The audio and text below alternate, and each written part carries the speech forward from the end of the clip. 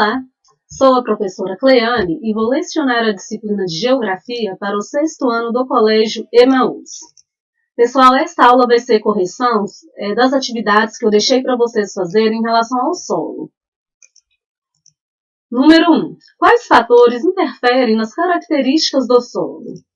O tipo de rocha que o originou, a matéria orgânica, as formas de relevo, o clima local e a quantidade de micro-organismos que estão neste solo. São esses fatores que vão interferir na forma como esse solo vai se desenvolver, nas características deste solo. Se é um solo fértil, naturalmente fértil, né? Se é um solo naturalmente infértil, se é um solo mais poroso, se é um solo menos poroso. Esses fatores que vão interferir. O tipo de rocha, a rocha matriz, né? Nós temos que lembrar que o solo ele se desenvolve a partir da rocha matriz, e são os fatores intempéricos que vão atuar nessa rocha matriz para dar origem ao solo. Fatores intempéricos, a erosão, temperatura, né? A água. 2. O que é um solo rico ou naturalmente fértil? Dê exemplos. É aquele solo que possui os elementos minerais os quais as plantas necessitam para desenvolver. É aqueles solos que possuem nutrientes necessários ao desenvolvimento das plantas, além da água e da vida microbiana. Como exemplo, os solos de Chernozem na Ucrânia, que são solos de terra roxa, né? Aqueles solos mais escuros. E o solo de Massapê, bem no litoral do Brasil, na região nordeste. Esse solo da Ucrânia é um solo mais escuro, tá bem, gente? A terra roxa também é um tipo de solo que é encontrada na região sudeste e na região sul do Brasil. Esse solo de terra roxa ele foi originado a partir do derramamento da lava de um vulcão. Ele é de origem basáltica, né? 3. Quando um solo é considerado pobre ou naturalmente pouco fértil, dê exemplos. É aquele solo que já vai, diferente do solo naturalmente fértil, é aquele solo que já vai ter carência de nutrientes, vai ter carência de água, né?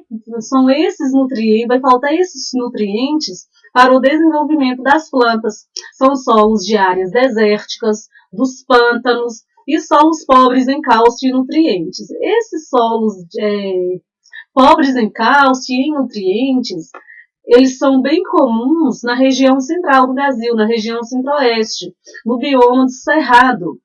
Embora existam solos naturalmente pouco férteis, existem processos atualmente para torná-los produtivos.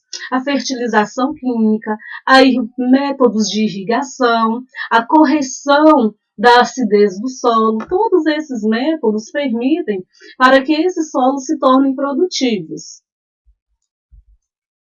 Número 4. O que é a lixiviação? Como ocorre? A lixiviação, gente, é o processo de lavagem do solo, é uma forma de erosão. A lixiviação é quando lava os solos e retira as camadas de nutriente desse solo. Ela ocorre em função do desmatamento e da ação de queimadas, bem como da compactação dos solos. A compactação, pessoal, é o pisoteio de animais que vai compactando estes solos. Não só o pisoteio de animais, mas também o fluxo de maquinários, né? Nas colheitas, de máquinas que vão trabalhar na lavoura. Essas máquinas pesadas acabam compactando os solos. O que é compactar? É o solo ficar menos poroso. Se o solo fica menos poroso, fica mais compacto, vai impedir que a água da chuva infiltre por este solo. Número 5. Fazer a representação de um perfil de solo por meio de desenho contendo a rocha matriz, o horizonte C, horizonte B, horizonte A, horizonte O. Explique a composição de cada horizonte ou camada. Precisava enviar uma foto dessa atividade, né, para a escola. Eu trouxe aqui para vocês um perfil de um solo com horizonte O. Observem aqui o horizonte O, a camada orgânica, né, onde se desenvolve a vegetação. a superfície onde a gente pisa. Essa camada ela é extremamente importante para a sociedade, em função do desenvolvimento da agricultura. Nós temos o horizonte A, o horizonte B, o horizonte C e a rocha-mãe, ou rocha-matriz. É a rocha-mãe que vai dar origem a este solo. O horizonte C é uma transição da rocha-mãe para o horizonte B. O horizonte B é uma camada mineral, com matéria orgânica e micro-organismos. A concentração de mineral no horizonte B é maior que a concentração de mineral no horizonte A, mas é menor que a concentração de minerais no horizonte C. O horizonte C é o primeiro estágio da decomposição dessa rocha matriz. Eu estou falando, gente, sobre processos erosivos, sobre intemperismo. Na próxima aula, nas próximas aulas, nós vamos entender como que esses agentes intempéricos eles atuam, tanto no processo erosivo, quanto no processo de desintegração da rocha, de decomposição dessa rocha, né, de desagregação deste material que vai dar origem ao solo. Agora nós vamos corrigir os exercícios do livro. São as páginas 129, 131, 132 e 133. Tinha algumas questões que não era necessário fazer. Página 129. Na página 129, pessoal, tem um texto que está falando sobre a degradação do solo, sobre quais fatores causam a degradação do solo. Nós vimos que esses fatores são a erosão, a salinização, né, que é a concentração de sais minerais no solo. Essa concentração de sais minerais ela pode ser influenciada pela irrigação. É um processo natural, mas que pode ser intensificado, né, por métodos de irrigação que podem ser desenvolvidos de forma irregular. A compactação dos solos, como nós já vimos, e a contaminação química. A contaminação química são fertilizantes, né, que são usados na agricultura, que vão acabar contaminando este solo. Qual fator de degradação de solo pode diminuir caso seja preservada a vegetação que fica próxima aos rios? Também conhecida como mata ciliar. A mata ciliar é uma mata que faz a proteção do leito dos rios. Protege contra o assoreamento, protege contra processos erosivos, protege contra o pisoteio de animais também, né? Explique por que esse fator diminui nessa situação. A erosão pode diminuir caso seja preservada a mata ciliar. Mata ciliar é uma vegetação que fica no entorno dos leitos dos rios. Ela impede que a água das chuvas leve grandes quantidades de sedimentos para os rios, evitando seu assoreamento. O assoreamento é quando o leito dos rios, gente, ele vai sendo preenchido por sedimento, vai sendo preenchido por material. 2. Com base na leitura do texto e em seus conhecimentos, quais são as esferas ou os subsistemas que a poluição química afeta? Explique como ela afeta cada uma dessas esferas. A poluição química, vamos lá, pode atingir os solos, então atinge a esfera litosfera, né, a crosta terrestre, e pode atingir também os recursos hídricos. À medida que quando chove, essa água vai infiltrando, ela vai transportando esses elementos químicos e vai transportando esses elementos químicos até chegar em um recurso hídrico. Então, a litosfera, pois os fertilizantes, pesticidas e herbicidas podem contaminar os solos, e a hidrosfera, pois parte desses agrotóxicos atingem o lençol freático, o que pode contaminar os aquíferos. Além disso, outra parte desses insumos é levada pelas enxurradas e polui os mananciais, córregos, rios e lagos. Página 131. Com base na imagem, você consegue identificar que tipo de rocha predomina na área? Como você chegou a essa conclusão? Gente, na página 131 tem um texto também que é preciso ser lido para resolver essas questões. Este texto tem como título O Homem nas Américas.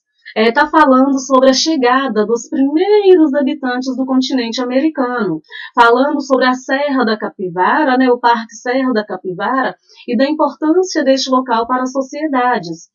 sobre as formas de registros que esses primeiros homens deixaram nessa serra, que foram as pinturas rupestres.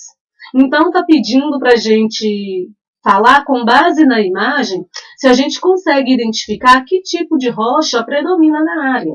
Como você chegou a essa conclusão? É um tipo de rocha sedimentar, né, gente? A gente consegue perceber isso por conta das camadas. Existem diferentes camadas de sedimento sobrepostas.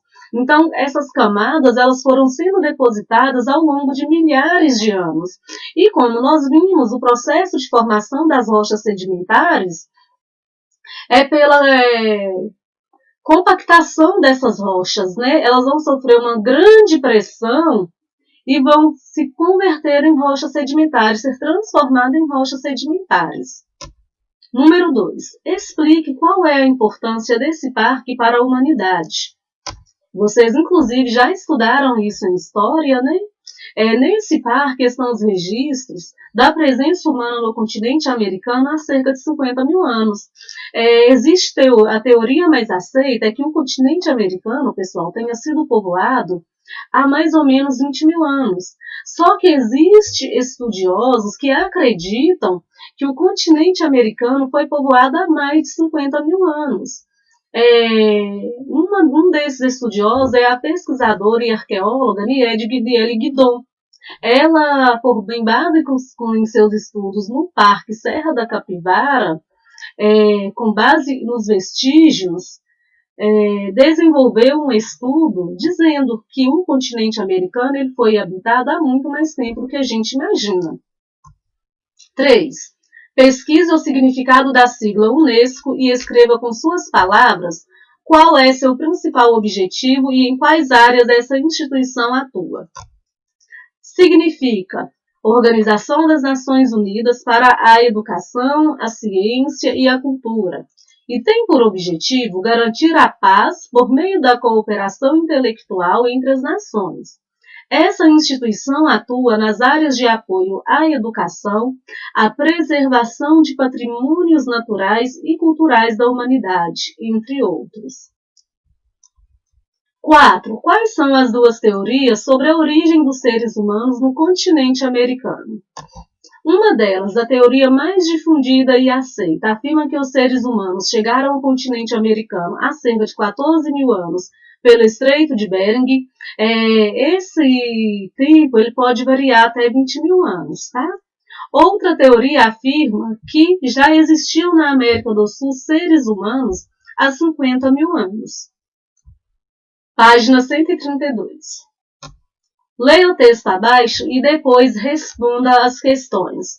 Este texto, gente, está falando sobre produtores investem na conservação e preservação do solo em Mato Grosso. Este texto está explicando sobre as diversas formas de cultivo na prática da agricultura, que existem várias formas, como o plantio direto, como a rotatividade de cultura, né, a rotação de cultura, e o terraceamento. No plantio direto, gente, baseia-se em plantar diretamente na terra, aproveitando os restos orgânicos, né, os nutrientes da colheita anterior. Na rotatividade de cultura, há uma rotação. Não se planta o mesmo produto o tempo inteiro. Esses produtos, existe um rodízio. Para quê? Essa alternância ela pode ser importante para a preservação dos nutrientes no solo. Um outro tipo de plantio é o terraceamento. O terraceamento ele consiste na produção, gente, de acordo com a altitude do terreno. Geralmente o terraceamento ele é realizado em regiões montanhosas, em regiões onde o relevo ele é mais íngreme. Essa prática do terraceamento ela consiste, né, ela contribui para diminuir a ação erosiva, a ação da água no solo. E também, gente, ela contém a água, porque quando chove nesses terrenos mais inclinados, a água tende a escorrer muito rápido. Quando há essa prática do terraceamento, a água ela escorre mais devagar, então há maior contenção da água. Letra A. Qual das técnicas de plantio mencionadas no texto é a mais utilizada no Brasil? Pesquise para descobrir. No Brasil, a técnica mais utilizada é o plantio direto, é o aproveitamento de matéria orgânica da colheita anterior. Embora a gente veja, né, pessoal, que ainda existem muitas queimadas, embora a gente veja que a produção agrícola no Brasil ela está aí já muito mecanizada, ainda predomina o plantio direto. Por quê? Por conta das propriedades dos pequenos agricultores. Letra B. Como a técnica do plantio direto pode ser utilizada para evitar a erosão do solo? Essa técnica deixa os restos orgânicos de culturas anteriores no solo, o que lhe confere uma consistência, de modo que este não seja facilmente removido pela água das chuvas. Ou seja, o solo, em sua forma natural, né, sem ser removido, sem ter sido arado, né, ele vai garantir essa consistência, reduzindo ações erosivas da água da chuva. C. É indicado adotar os sistemas de plantio direto ou de alternância de culturas em lugares como morros? Por quê? Em morros, como nós já conversamos, o mais indicado é a utilização da técnica de terraceamento, porque a forte declividade dá um relevo mais íngreme, facilita os processos erosivos. 3. Pesquise em jornais, revistas e na internet quais são as plantas que podem ser cultivadas em áreas que apresentam sinais de desertificação. Além disso, descubra por que essas culturas conseguem sobreviver nesses locais. São as xerófitas, né, gente? As xerófitas são aquelas plantas adaptadas a um clima semiárido. Há pouca chuva, pouca água, há um solo com naturalmente pouco fértil, né? Essas plantas possuem a capacidade de armazenar água em seus caules e raízes, além de apresentarem folhas que dificultam a perda de água e raízes profundas, né? Então, as raízes profundas são para atingir o lençol freático. Quais são modelos dessas plantas xerófitas? São as cactáceas, né? Os cactos. Esta imagem aqui eu trouxe para vocês representando o que é o terraceamento. Observa, são cortes que são realizados no solo para desenvolver o plantio. Quando chove, gente, sem esses cortes, a água ela ia bater no solo e escorrer de uma vez. Escorrer rápido, né? Com esse terraceamento, a água da chuva ela cai no solo, ela vai escorrendo lentamente, dando tempo do solo também absorver parte dessa água, infiltrar parte dessa água. Esse tipo de plantação é mais comum em terrenos mais inclinados, é muito comum na China, nos países do Sudeste Asiático, do Sul Asiático também. Página 133. Pedreiras são áreas onde há a extração de rochas com valor comercial. Em dupla, vejam a foto de uma pedreira e respondam as questões. Na página 133 está mostrando um trabalho, né, em uma pedreira. Vamos lá, e podia ter sido feito individual. Letra A. O tipo de rocha explorado na pedreira é ígnea, sedimentar ou metamórfica?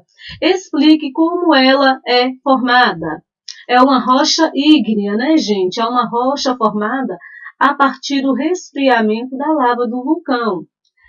O granito ele se forma após o resfriamento lento no interior da crosta terrestre, ou seja, é um tipo de rocha intrusiva, ou plutônica, né, como nós já estudamos. B. Quais são os usos desse tipo de rocha? Mencionem 2 exemplos. Utilizar na fabricação de pavimentos, pias, bancadas. 2. Observe a imagem e leia o texto abaixo. Depois faça o que se pede. Nessa imagem está mostrando uma escola que foi completamente destruída, né? Quando houve o rompimento da barragem de rejeitos de mineração em Fundão e Mariana. O texto está falando como está essa região 2 anos após o rompimento. Na letra A, por que em 2017 ainda não era possível mensurar a dimensão do impacto ambiental que o desastre causou? porque boa parte da lama continua na calha e nas margens dos rios. Além disso, a pluma do rejeito continua em movimento, ou seja, o rejeito ele continua sendo transportado pela água, impossibilitando saber o impacto também no ambiente marinho. B. Ao observar a imagem desta página e a da página 122, quais consequências você consegue citar? Você acha que houve grande evolução na recuperação da cidade? A imagem mostra uma escola abandonada e os imóveis de uso coletivo desmantelados, ou seja, destruídos, sem uso. Percebe-se que a escola ainda está inativa depois de todo esse tempo, o que mostra que até as instituições públicas foram afetadas pelo desastre e que não houve grande recuperação da cidade. C. Em dupla, pesquisem em jornais e na internet notícias recentes da cidade de Mariana, para saber que medidas já foram tomadas para reconstruir a região. Compartilhem o que descobriram.